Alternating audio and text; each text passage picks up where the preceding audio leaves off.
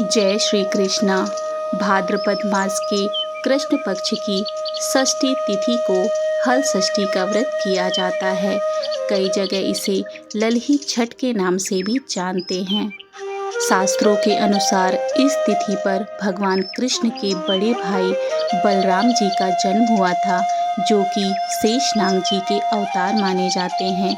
बलराम को हल और मूसल बहुत प्रिय है, इसलिए बलराम जी को हलधर भी कहा जाता है। उन्हीं के नाम पर इस त्योहार का नाम हल षष्ठी पड़ा। महिलाएं अपने संतान की स्वस्थ और दीर्घायु की कामना से इस व्रत को करती हैं। तो चलिए हल षष्ठी की कथा का आरंभ करते हैं।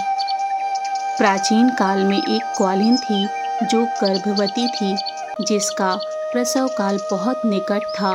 एक तरफ ग्वालिन अपनी प्रसव पीड़ा से व्याकुल थी, तो दूसरी ओर उस पीड़ा में भी उसका मन गाय भैंस के दूध को बेचने में लगा हुआ था।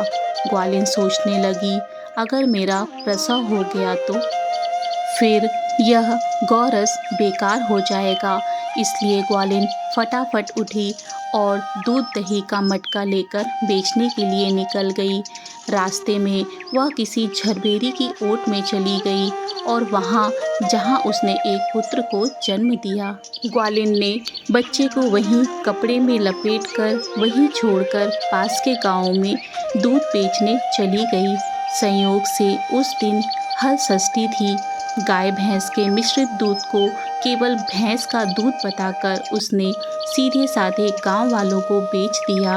उधर जिस झरबेरी के नीचे उसने बच्चे को छोड़ा था, उसके समीप ही खेत में एक किसान हल जोत रहा था। अचानक उसके बैल भड़क गए और हल का फल शरीर में घुसने से वह बालक मर गया। इस घटना से किसान बहुत दुखी हुआ, फिर भी उसने हिम्मत और धैर्य से काम लिया। उसने झरबेरी के कांटों से ही बच्चे के चिरे हुए पेट में टाँके लगाए और वहीं छोड़कर चला गया। कुछ देर के बाद ग्वालिन दूध बेचकर वहां आ पहुंची। बच्चे की ऐसी दशा देखकर उसे समझते देर नहीं लगी कि यह सब उसके पापों की ही सजा है। वह सोचने लगी, यदि मैंने झूठ बोलकर गाय का दूध ना बेचा होता और गांव की स्त्रियों का धर्म भ्रष्ट ना किया होता, तो मेरे बच्चे की यह दशा ना होती। अतः मुझे लौटकर सब गांव वालों को बताकर प्रायश्चित करना चाहिए। ऐसा निश्चय कर वह उस गांव में पहुंची जहां उसने दूध दही बेचा था। वह गली गली घूमकर अपनी करतूत और उसके फलस्वरूप मिले दंड का बखान करने लगी। तब स्त्रियों ने स्वधर्म रक्षार्थ और उस पर रहम खाकर उसे क्षमा कर दिया और आशीर्वाद दिया। बहुत सी स्त्रियों द्वारा आशीर्वाद लेकर जब वह पुनः झरबेरी के नीचे पहुंची, तो यह देखकर आश्चर्यचकित रह गई कि वहां उसका पुत्र जीवित अवस्था में पड़ा था। तभी उसने स्वार्थ के लिए झूठ बोलने को ब्रह्म हत्या के समान समझा और कभी ना झूठ बोलने का प्रण लिया। तब से पुत्र की लंबी आयु के लिए हलछठ माता का पूजन किया जाता है।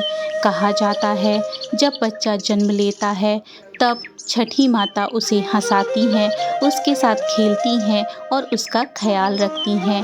इसलिए बच्चे को जन्म के 6 दिन के बाद छठी की पूजा भी की जाती है। हलछठ माता को बच्चों की रक्षा करने वाली माता भी कहा जाता है। आपको यह कथा कैसी लगी मुझे कमेंट पर ज़रूर बताएं और मेरे चैनल को सब्सक्राइब ज़रूर करें। जय छठी मैया, जय श्री कृष्ण, राधे राधे।